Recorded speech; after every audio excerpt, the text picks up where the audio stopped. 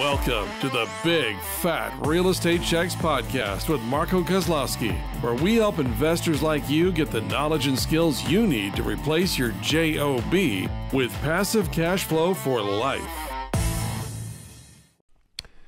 Hey everyone, welcome to Big Fat Real Estate Checks. My name is Marco Kozlowski.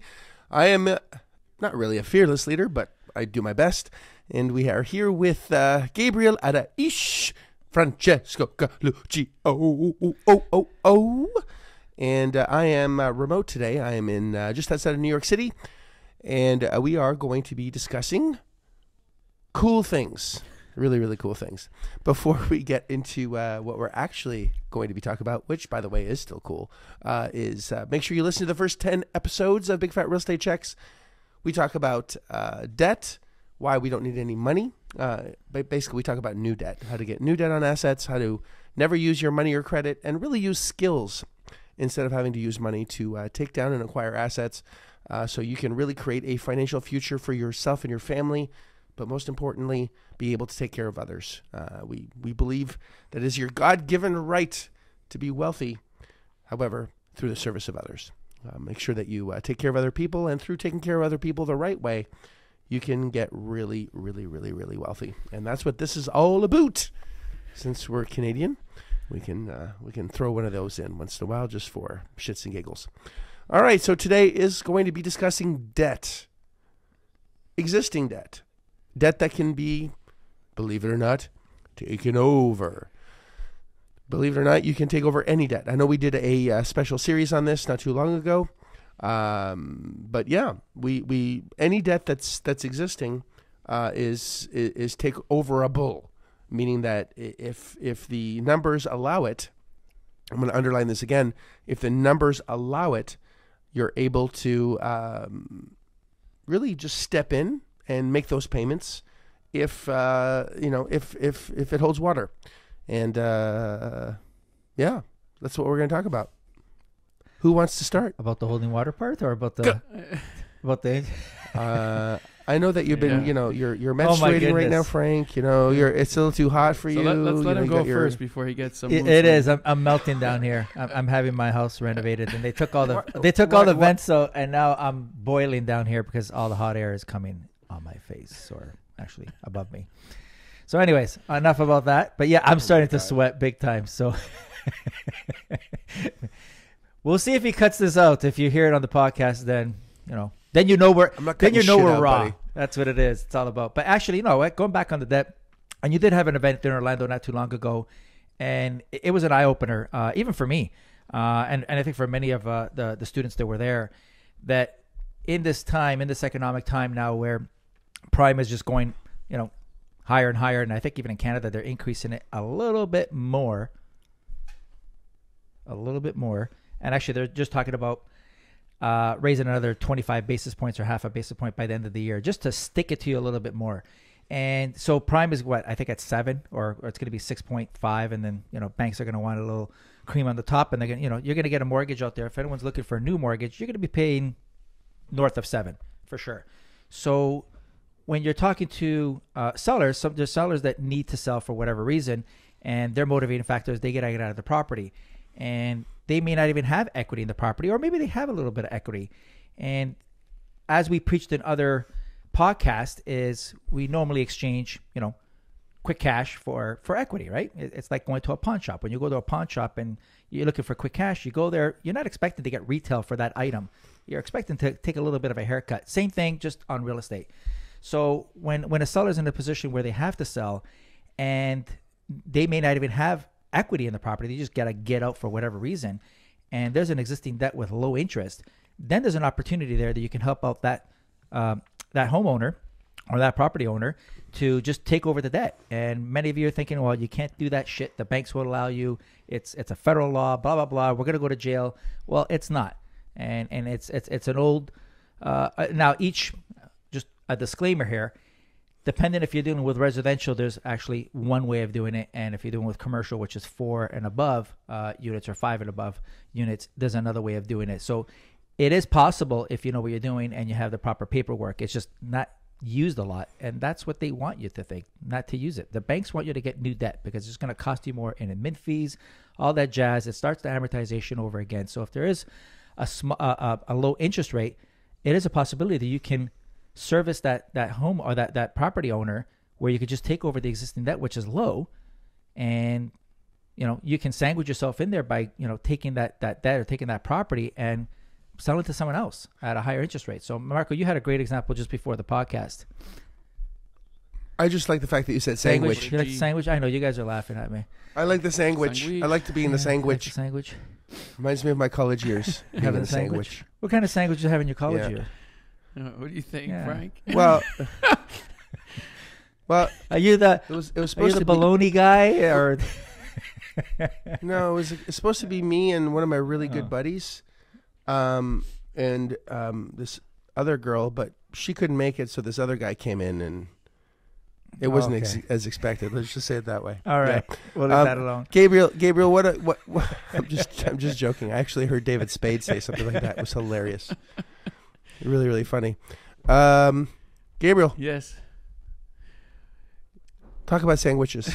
I can't, not after Frank, but it's just that we've been hitting on this a lot in the last couple of podcasts, and I know you might be thinking why do you keep talking about this? They keep talking about this. This is a timing thing.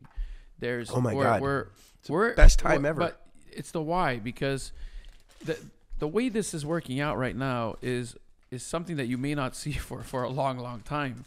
Because we've come from an environment of extremely low interest rates, which pushed pricing or values up really, really high. And, as you know, the last 2 years, prices have shot up quite a bit. And now with interest rates going up, there's like an inverse proportion, right? So when interest rates go up, values come down. And this is the point where prices have started coming down. Are they all the way down yet? We personally don't think so, but that's, again, like we've always said, our crystal ball broke back in the 80s, and some of us weren't even born. But the point is, what are you talking about, Willis? Was that a jab? I think that was a jab at me and you. Some of us weren't even born. You're an 80s boy? Is that what it is? You're an 80s boy? Yeah. So the point is that now with prices coming down, if someone's bought a property at a really high price at the peak, let's say in the last 2 years or so, the benefit of them buying at that price was that they were able to secure a really low interest rate, because interest rates were still at the bottom, if you will. And when we're talking in the U.S., low interest rates are like 3%. Call them just a flat 3%. It could be anywhere between 2.5 and 3.3, but 3 is kind of your average. So if there's a high debt at 3%, because if you bought something at 1.5 million, even if you only got $1 million loan on that at 67%, loan to value, it's $1 million at 3%. And now as prices are coming down, so maybe that property is now worth 1.3 million, there's still $1 million debt on it. And that $1 million debt is still going to carry a 3% rate on it for the next 25 years, or 22 years now, 23 years, depending on when they got it. This is why we're hitting this on the head, over and over and over, because it's a concept that's not necessarily easy to understand if this is the first time you hear this. But prices will continue to come down as interest rates go up, and as we get into the recession where a lot of individuals will sadly lose their jobs. We've seen already a lot of cuts happen in the workforces. We only hear about the big companies, right? Like the Amazons are cutting, the Facebook cut some jobs, but there's a lot of these smaller businesses that you don't hear about in the news that are also have to go through these cuts. And so with a recessionary period where people don't have jobs anymore and can't afford payments, now there's going to be more and more of a need to sell their properties so that they can cash out. The issue is that by the time they want to cash out, most of their equity is going to have eroded. And that's what really is kind of the perfect storm if you know what you're doing, because this is low interest rates on the current debt. Value of the property is near the current debt value. And so you can just come in and, if you know what you're doing, step into their debt, help them get out of their situation without them being hurt, and keep the payments. Now, just if we're going to look at this from a scenario where, let's say that $1.5 million house or property is for sale, and it's for sale for 1.2 million now, and it's probably worth 1.1. There's still $1 million debt on it at 3%. And I don't know what the payments are on $1 million at 3%. I don't know if you guys have a calculator handy to do this, but let's just call it 40 grand a year. 40 grand a year. If you're going to buy this at 1.2 million today and just buy it traditionally, let's say you get only $800,000 mortgage and you have to put up the rest in cash. Other than the fact that you have to put all that cash, which is a whole other discussion in terms of your return. If you have a 7% interest rate on an $800,000 mortgage, your payments you'll get 7 though, because prime's at 7. Yeah, so you're gonna get 8. Call it 8. 8. Yeah. Yep. Which is double. So you're basically doubling your payment. Yeah, you're actually but even if it's on a lower debt amount, that's what I'm trying to say, is that your payments are going to be higher than on $1 million amount. So all of a sudden, how much debt there is on the property doesn't really matter. It's what your payment's going to look like, especially if you're trying to cash flow where there's going to be income coming in against this debt. So we're hammering this home, and we're going to probably cover this and talk about this in different ways and scenarios over the next couple of podcasts because it's so important. This is a time that, like, the next step, if you move forward, is probably going to be the inverse, where interest rates, hopefully for most people, will want to start coming down. And if they start coming down, values are going up. You're not going to have a debt takeover scenario possibility. It's actually going to be the inverse, where you're going to have to bring a lot more cash to the table. So if you're going to make your move, it's got to be now. This is the best time in probably most of our lives to buy real estate. I've been waiting for this for 14 years. I'm so excited I can't even talk. Really, 14 years. I'm going to make Gabe's example a little bit easier to understand, because if you're a listener first time, I want to compare apples and apples and apples. So you bought a property, $1.3 million during the height of the market, and it's worth 1.3 all day long the day you bought it, and you have $1 million in debt. You brought $300,000 to the closing table, and now you're cash flowing this property, and your debt's costing you $40,000 a year. So you have all the net operating income. You pay your taxes, your insurance, your maintenance, your management, and all the other shit that has to be paid.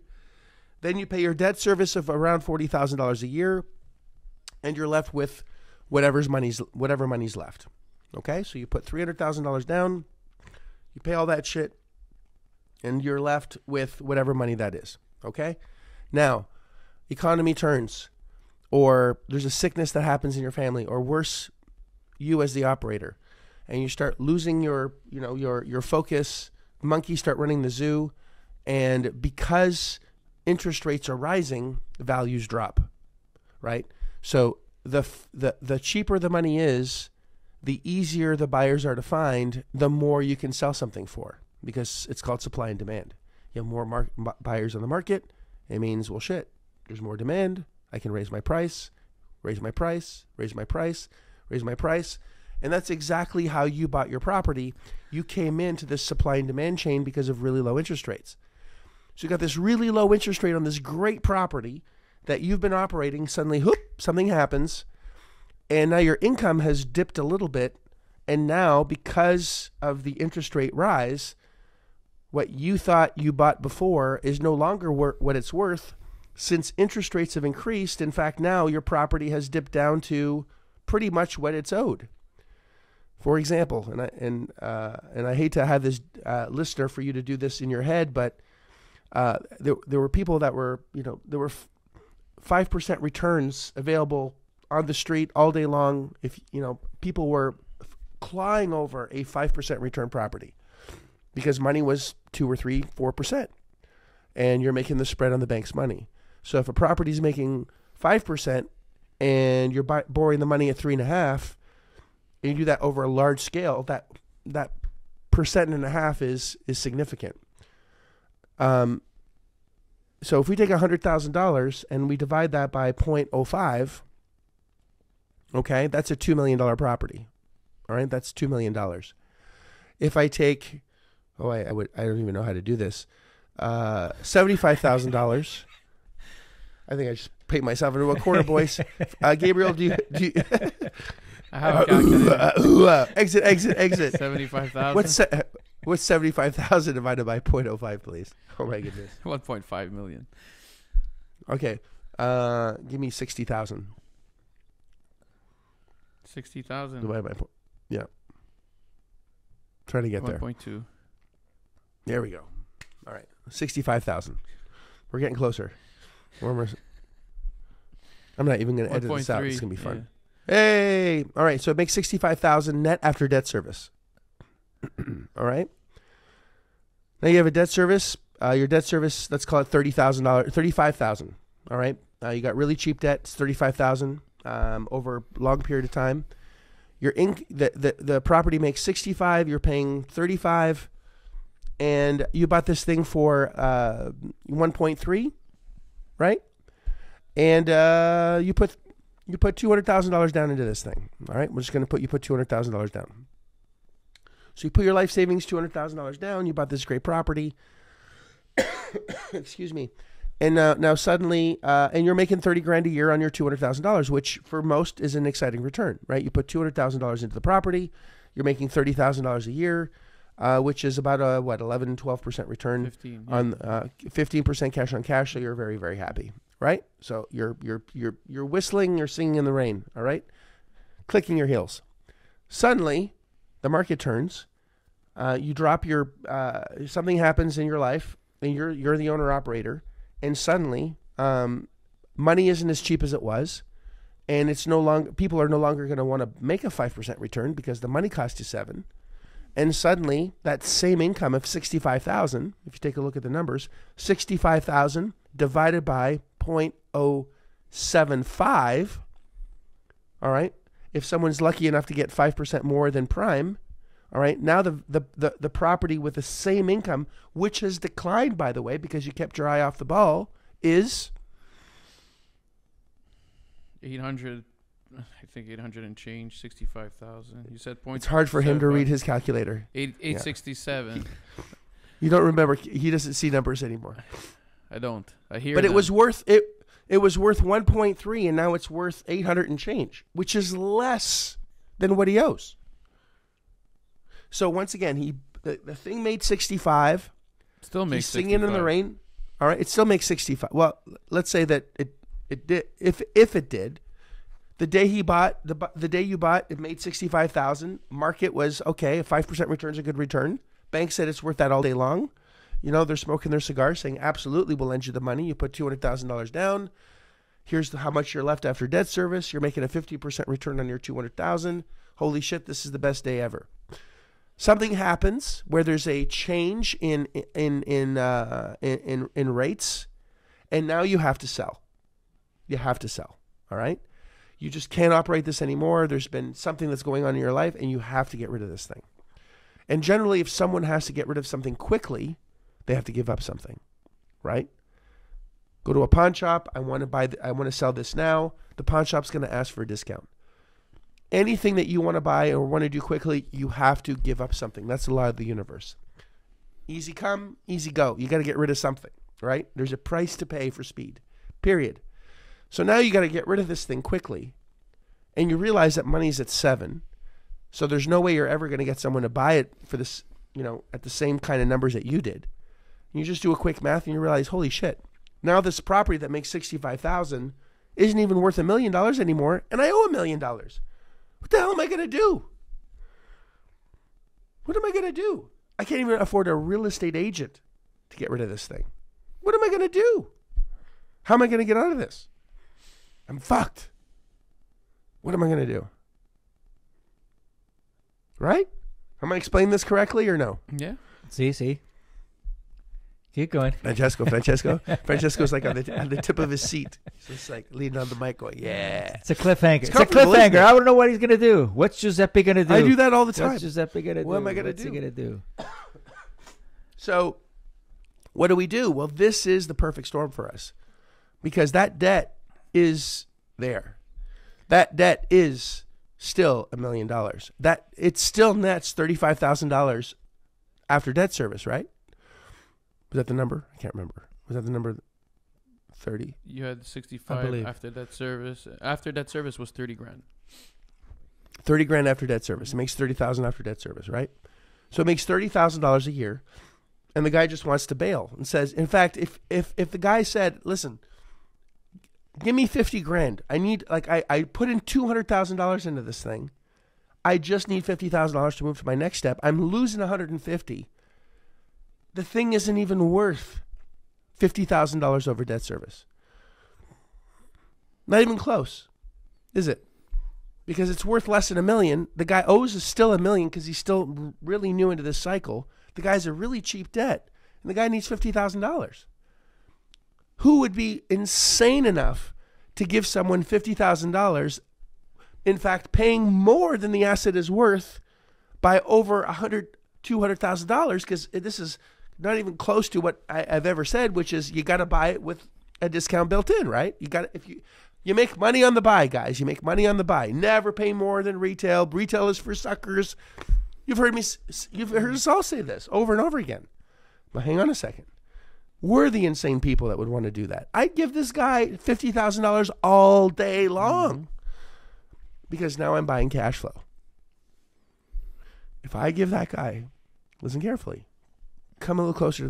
Come in, a little closer, a little closer. Too close, all right? A little closer. If I give this guy $50,000 on a property that nets after debt service $30,000, I'm making a 60% cash on cash return. I'm going to say this again. It's worth less than $1 million. The guy owes more than $1 million. The guy doesn't have any equity left because of the market turn, which is what just happened. This is the beginning of the beginning. The beginning of the beginning. The beginning of the beginning. It's just starting. All right? Where you have this quick shift, this quick raise in interest rates.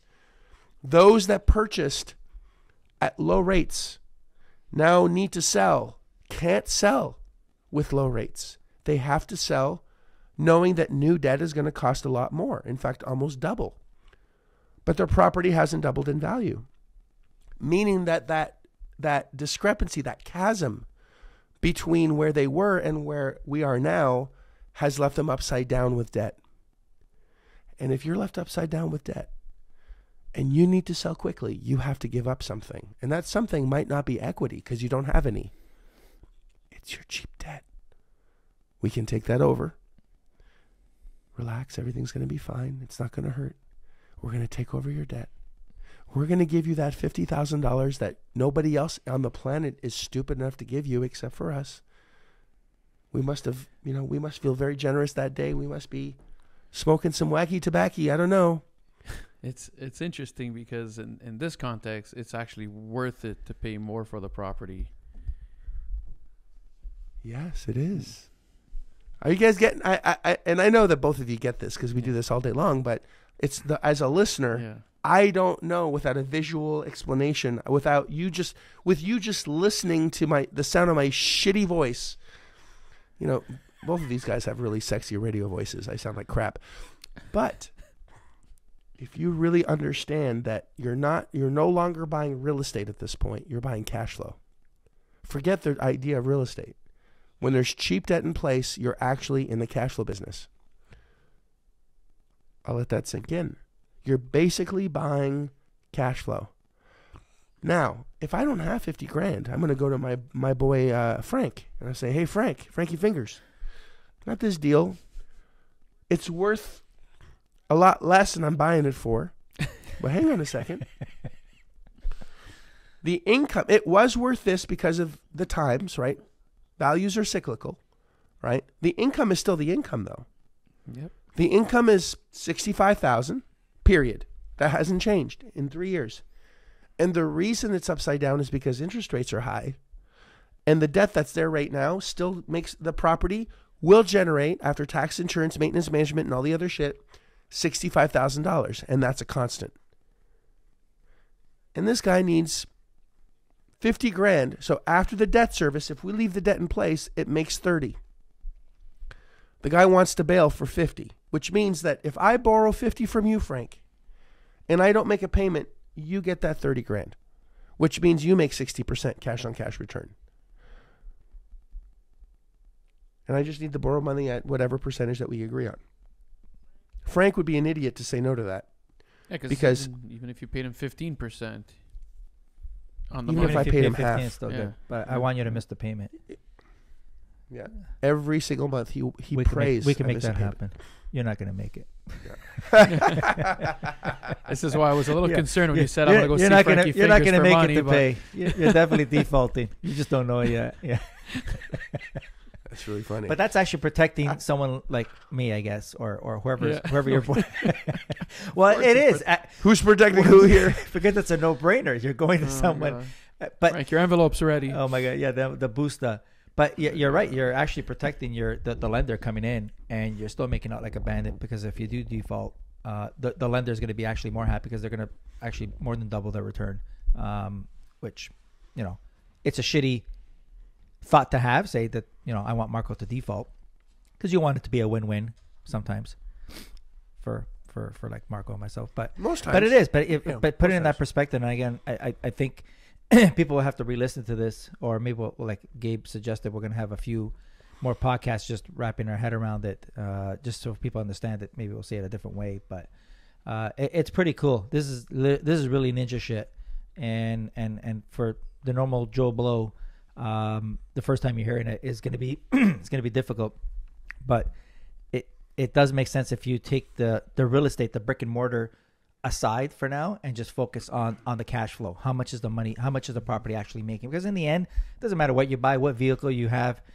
for your financial means, whether it's stocks or whatever. It's a vehicle. So right now we're using real estate, but you would just shift your focus from brick and mortar to just the cash flow, and doing the numbers. And I know some of you didn't follow all along. We had some technical issues on Marco's side, but nevertheless, just understand that there's going to be situations where people do have to get out of a property, and yes, the reality is their property value decreased because of this inflationary period, but they have an asset, and the asset's not the brick and mortar; it's actually the debt, the low interest And debt. even if they don't have to sell, like if they're not in a hurry to sell, and it's just that because the values have gone down, they have to potentially settle for less, and you're able to give them maybe even more or what they want because of the real asset behind this real estate, which is the cheap debt. And that's, I think, the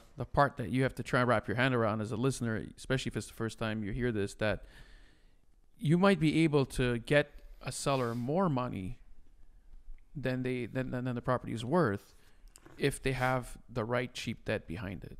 And you'll be able to help yourself in that process and help the seller get what they want, and they'll be happy to have you step into their debt because they're getting more than what anybody else is willing to pay for it. We're serving our customer. It's called wealth through service. You're taking money from someone that needs a good return to someone that's in trouble because of what's happening with the economic cycle, and they must get out, and you're just stepping into the cash flow and the cheap debt. Now, we're making this very simple to understand, I hope.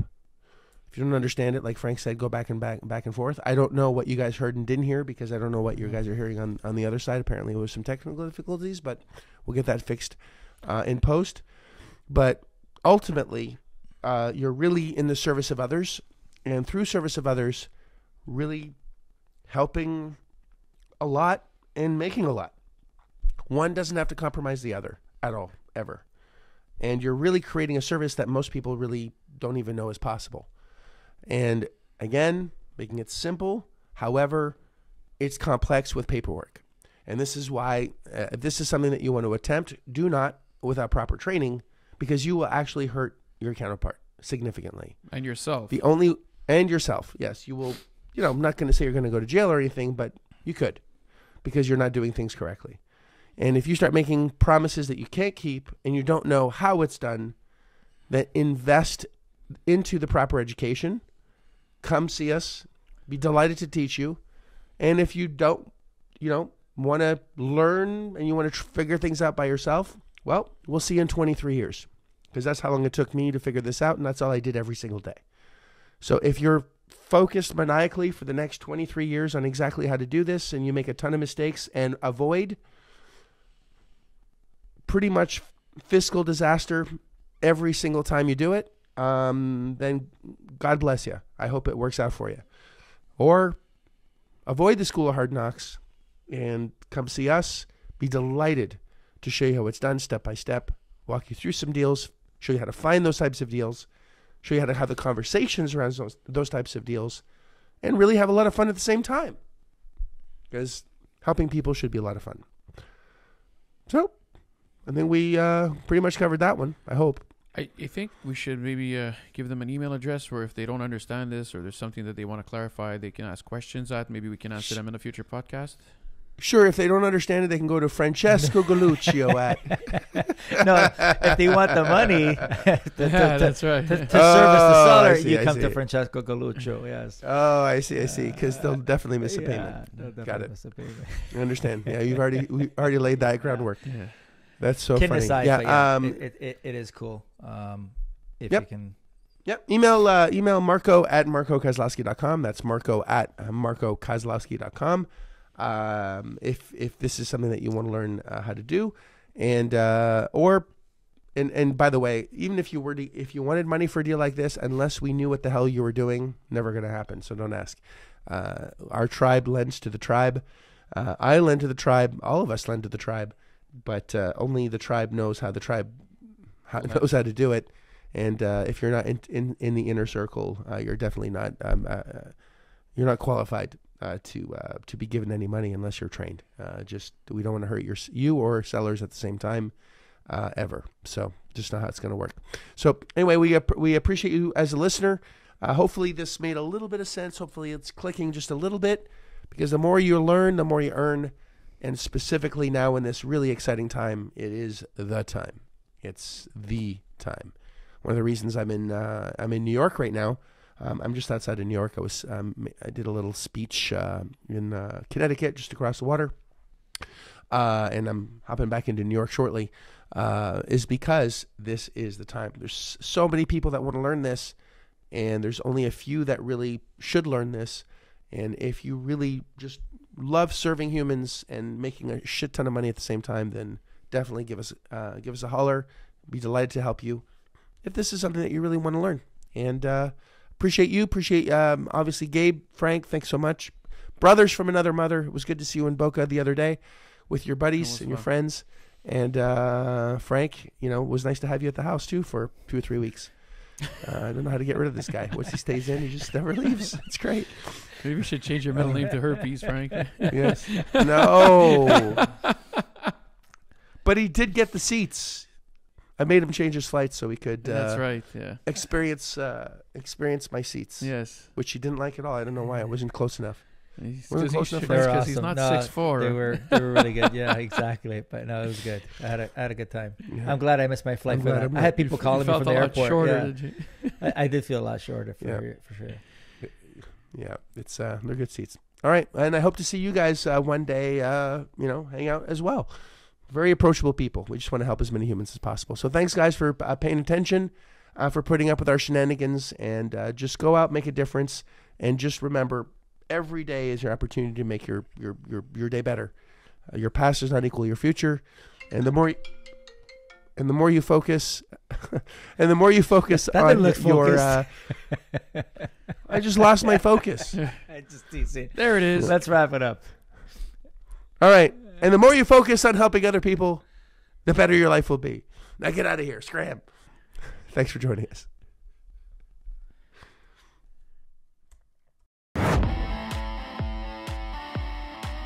If you like this episode of Big Fat Real Estate Checks, then show some love by leaving a comment and a good rating.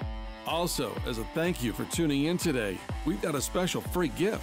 The journey to passive cash flow for a life starts by finding deals, and it's easier than you think.